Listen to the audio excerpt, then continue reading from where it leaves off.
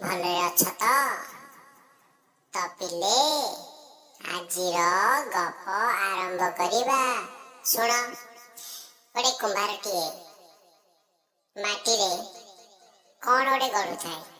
देखागला से जिनसटा कि नुह, गोटे चिलम जो कि निआ लगाई मनीष माने एक निषाक्त द्रव्य निज शरीर भितर नहीं निजक नाश करते। से चिलमटी को तैयारी करथला। ता स्त्री आसिला कहला, तमे एथे आ चिलम तैयारी करनी, आ कुछ जिनस तैयारी कर।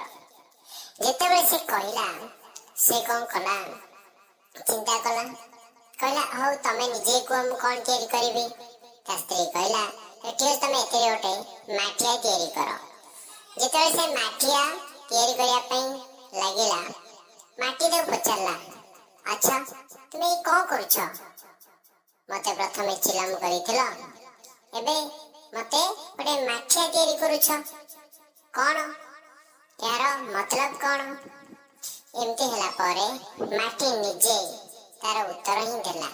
से गला भलो हैला, तुम भलो काम कल, मते माठिया रे तैयारी कल। आगरो चिलम थिली, निजे जळुथिली आ समस्त को जळाउथिली। एबे मो माठियाटे हेली, ठंडा पानी रहिबा मो देहरे, मु निजे ठंडा रहिबे, अनेक ठंडा पानी देके अने मान को ठंडा करिबे। तेणु करी पिला माने आमर स्वभाव जेमिति हबो, से स्वभावर प्रभाव अन्य ऊपर सेमिति पड़िबो।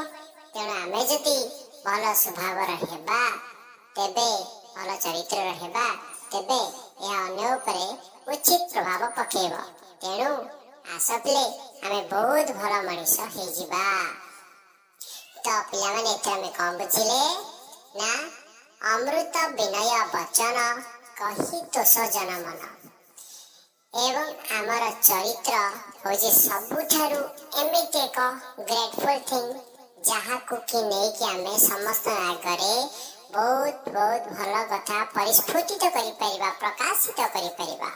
तेणु आमे आजिठारु शपथ करिबा, आमे निज पिता मातांकर कष्ट उपार्जित टंका नष्ट करिबा नहीं, परिश्रम करिबा, सफल होई आम पिता मातांकर आशा पूरण करिबा।